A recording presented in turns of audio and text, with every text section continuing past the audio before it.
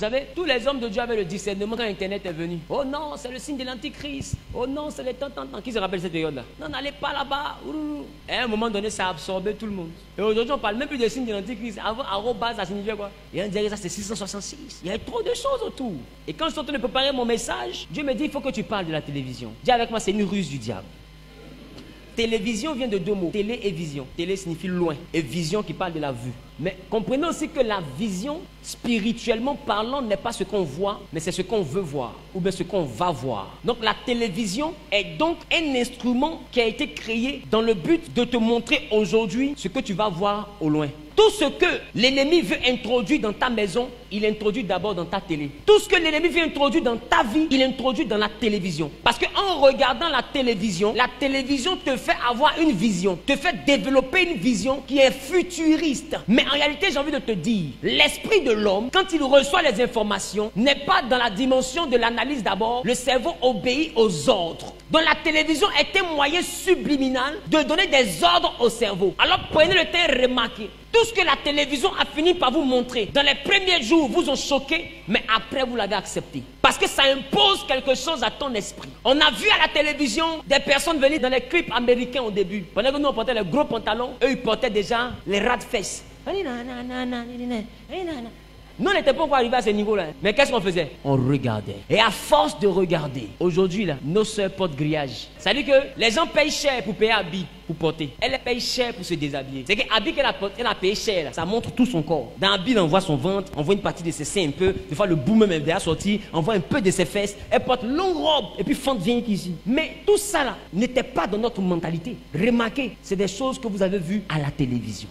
Les affaires d'homme, ils commencent à imposer ça maintenant à la télévision. Remarque, quand tu étais jeune, tu voyais les gens danser étant nus à la télévision. Quand tu es devenu grand, ceux qui étaient à la télévision, qui étaient nus, sont dans la ville. Et c'est devenu normal. Mais quand quelqu'un dit, hey, tu es sexy, c'est de la même manière qu'ils sont en train de montrer à nos enfants deux hommes qui s'embrassent. Ils sont en train de montrer à nos filles deux femmes qui s'embrassent. Quand nos enfants vont grandir, quand ils vont passer dehors, ils vont dire, mais maman, pourquoi tu es choquée? Ton temps est passé. Ça là, c'est la mode. Parce que souviens-toi, quand ta grand-mère te dit, vous là, je ne sais pas comment vous habillez aujourd'hui. Non, portez pas, on s'habillait bien. Vous portez, même ton ventre est dehors. Tu dis, hé, la vieille, toi, tu es démodé. Ton temps est passé. Ce que tu réponds à ta grand-mère, c'est ce que ton enfant va te répondre demain. Maman, ça, c'est ton époque.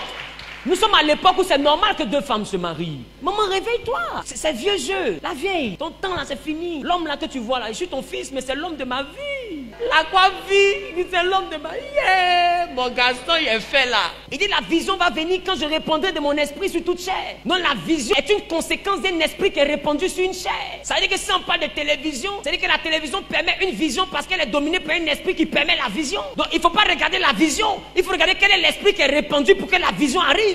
Remarquez, toutes les technologies qu'on voit aujourd'hui, vous avez vu ça à la télévision il y a 10 ans en arrière, il y a 15 ans en arrière, ils vous ont montré, avant de vous donner ce téléphone portable, ils vous ont préparé à ça dans les films. Avant de vous donner smartphone, ils vous ont préparé à ça. Avant de vous donner ordinateur, ils vous ont préparé à ça. Donc avant de vous donner Woobi, ils vont vous préparer aussi à ça.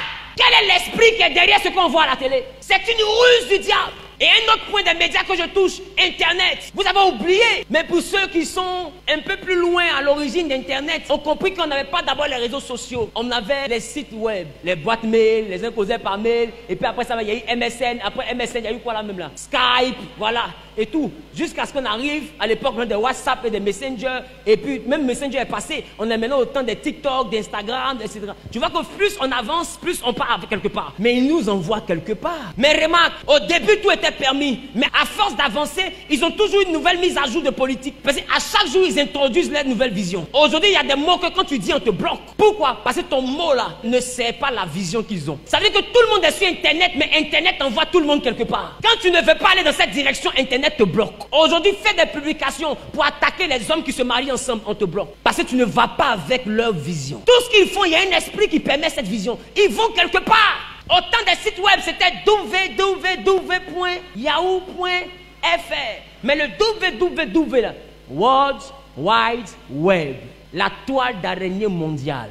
Mais j'ai envie de te dire que la toile d'araignée, à l'origine, n'est pas une bénédiction, mais c'est un piège pour les mouches. Et regarde, quand une mouche est prise dans une toile d'araignée, plus elle se débat, plus elle s'emballe. C'est pourquoi prenez le temps de remarquer, quand vous rentrez dans la fête d'Internet, vous commencez à être emballé par ça. À un moment donné, tu ne peux plus te séparer de ton téléphone. Ton téléphone devient ton centre de vie. Et ils ont envoyé maintenant un téléphone qu'on appelle smartphone. Mais le téléphone est fait pour téléphoner. Mais pourquoi on donne une intelligence à un téléphone jusqu'à l'appeler smartphone? Mais l'intelligence est une intelligence artificielle. Donc c'est une intelligence programmée. Dans quel but ils ont programmé cette intelligence dans ton smartphone? Dans le but de t'envoyer à être accro à ça. Aujourd'hui, tout le monde a sa Bible dans son téléphone. Tout le monde vit dans son téléphone. Ton réveil dans le téléphone. Ton agenda dans le téléphone. Pour que toute ta vie soit dans le téléphone. Et quand toute ta vie est dans le téléphone, ils mettent même des vidéos pour te distraire. Non, ils mettent des notifications, des messages, des choses pour t'embrouiller. Même quand tu te réveilles pour aller pisser, tu regardes d'abord ta notification de ton téléphone avant d'aller faire pipi. Tout le monde est emprisonné dans son téléphone. Il y a même des relations où le téléphone est plus privé que le mariage. La Bible dit Adam et Ève étaient tous de nus. Ils n'avaient pas honte. Mais aujourd'hui, la nudité de tout le monde est dans le téléphone. Mot de passe, empreinte digitale, regard des yeux, touche des mèches, fesse dessus avant que ça se déverrouille. Tellement le verrouillage est dangereux. Parce qu'elle sait que dans son téléphone, il y a quelque chose qui va détruire son foyer. Donc on dit, donne le téléphone, je ne peux pas donner. Si tu veux, en cas, c'est séparé. Mais je ne peux pas. Elle dit au mari, déverrouille. Il dit non, non, non. Le mariage n'a pas dit ça. Parce que s'il a déverrouillé, le mariage est fini. Et aujourd'hui, remarque, la lourde vie du péché que tu as n'est pas ailleurs, c'est dans ton téléphone. C'est dans le téléphone que Satan a emprisonné votre vie que vous cachez aux autres. Le temps que tu ne donnes pas à Dieu, tu le donnes à deux choses aujourd'hui, la télévision et Internet. Aujourd'hui, les plus grosses idoles, quand tu n'auras pas un autre Dieu devant ma face, les plus grosses idoles de notre siècle sont deux choses, la télé et Internet. Ces idoles ont dépassé Dieu. Les chrétiens disent on aime Dieu mais n'ont jamais aimé Dieu. Ils aiment Internet et ils aiment la télévision. Aujourd'hui, les gens postent sur Internet, Jésus est ma vie, mais en inbox, Satan est mon roi. La vraie face d'une personne n'est pas dans sa photo de profil, c'est dans ses conversations inbox. Tout le monde poste Jésus. Et la chrétienté devient un effet de mode sur Internet. Tout le monde poste des versets bibliques, mais dans le fond, tout le monde réunit ce qui fait la force de la vie chrétienne. Les hommes deviennent de plus en plus cruels, méchants à cause d'Internet. Ils n'ont pas peur de détruire la vie des autres. Là où je te parle, si je te dis qu'il faut faire 4 jours sans ton téléphone, tu vas tomber malade. C'est vrai que tu es là comme ça, et puis ton corps chauffe. Tu es là comme ça, tu as un migraine. Tu es là comme ça. Papa, il a touché un peu, il a touché un peu. Un peu seulement. En réalité, c'est une addiction, c'est un peu comme la drogue. C'est une dépendance totale. Même quand ton téléphone glisse, que c'est en train de tomber. Mais tu peux voir la soeur, elle se jette comme ça. C'est là que tu vois que tout le monde est copain Barry à Abidjan. Tout le monde est gardien de but. Mais je vais te faire remarquer, c'est pas le téléphone que tu aimes. Parce que ton iPhone qui est là, quand tu n'as pas de données Internet, tout t'énerve. En réalité, c'est Internet qui t'a emballé. C'est la toile d'araignée là qui t'a pris. Mais j'ai envie de te dire, quand l'araignée capture et qu'elle t'emballe dans la toile, c'est pour te manger. Donc, tous ceux qui sont emballés dans Internet, à quelle sauce ils vont les manger? Est-ce que vous savez que la majeure partie de ceux qui dirigent le monde avec Internet, eux-mêmes ne sont pas dans le réseau? Parce qu'ils connaissent. C'est des algorithmes qui sont créés. C'est des applications qui sont créées dans le but de te rendre accro. Ils savent que c'est une drogue. Ils savent que quand tu rentres dans ça, tu ne vas plus sortir. Tout ton travail sera dedans. Toute ta vie sera dedans. Tout ton quotidien sera dedans. Eux-mêmes, ils ne font pas ça. Et tu les trouves démodés. Mais ils prennent ça pour se faire de l'argent. Et puis vous êtes emprisonnés à l'intérieur. Donc c'est donc une prison qu'ils ont fabriquée pour les autres. Et c'est une grosse ruse. Aujourd'hui, regardez, quand c'est des scandales où deux hommes vont aller ensemble, c'est bon. On signale, ça se bloque. Tu parles de ça, on bloque ta page. Mais quand c'est des scandales qui concernent l'église, remarque le nombre de vues. Quand c'est des choses qui concernent l'église, regarde le nombre de vues. Ça grimpe.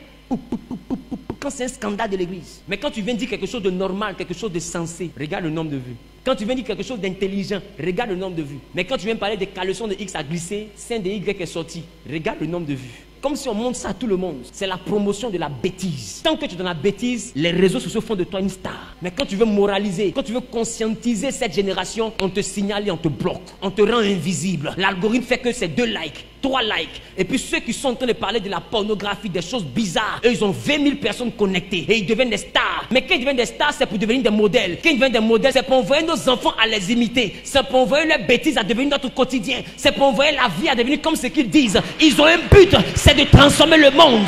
Ils vont quelque part. C'est pourquoi il faut faire attention à ce que tu regardes. La télévision est une vision qui s'impose à toi. Aujourd'hui, même dans le dessin animé, 2 garçons s'embrassent. Un jour, ma fille vient. Hé papa, j'ai vu que dans un film là, il y a une fille là, elle a 2 mamans. Il y a une maman, on appelle son papa. Il dit chérie, c'est 2 démons. 2 démons, répète après moi, Destiny. 2 démons, elle dit 2 démons. Papa, un démon c'est quoi? C'est les agents du diable. Elle dit ah, oui. Les 2 que tu vois, tu ne vois pas dans l'esprit. Sinon elles ont 2 cornes, elles sont vilaines. Celles-là, elles vont t'envoyer en enfer. Hé papa, c'est pas bon. Il dit si tu vois ça, éteins la télé. Papa, j'ai compris. Aïe, moi, tu es Satan, hein? Faites, vous allez voir. Tu es Satan. Ma fille, Sarah, c'est le diable. Il veut que si tu regardes ça, ton papa meurt. Tu veux que je meure? Non, papa. Il veut que tu vives, donc ne regarde plus. Au stade où on arrive, effrayons-les. Effrayons les enfants là. Écoute, ils sont plus intelligents que nous. Ils sont smart. Ma dernière, tu lis ton téléphone en 2 touches, elle déverrouille. Elle est sur YouTube, elle ne sait pas lire, mais elle connaît comment on fait des dessins animés. Je la regarde, mais c'est quel esprit les enfants là viennent avec. Des gens comme ça, si on ne leur fait pas peur, ils vont nous faire peur demain. Et on va d'autres dans un monde qui est déjà catastrophique. En plus de ce qui pollue les enfants à la télévision, c'est toi qui portes mini à tes enfants. Une petite fille marche, on voit son caleçon à son âge. Boubou! Au moins dans Boubou là, si tu es diminué quand il grandit, ça va devenir jupe normale. Mais elle porte mini. Quand elle veut diminuer la dernière fois, donc tu entends dire à ton enfant quand tu auras 25 ans, déshabille-toi. Parce que même toi-même tu portes mini aujourd'hui. Avant tu avais qu'à de porter mini. Tu pouvais porter mini, mais aujourd'hui voilà ta fente. Tu pouvais faire ça, mais aujourd'hui tu le fais et tu es heureuse. Parce que j'ai envie de te dire, ce qu'on permet s'impose à nous. Et les gens nous envoient quelque part. Et c'est rentrer dans l'église. À l'église tu vois quelqu'un en pleine adoration. Son téléphone est comme ça, instant adoration. Alléluia. Hey, alléluia.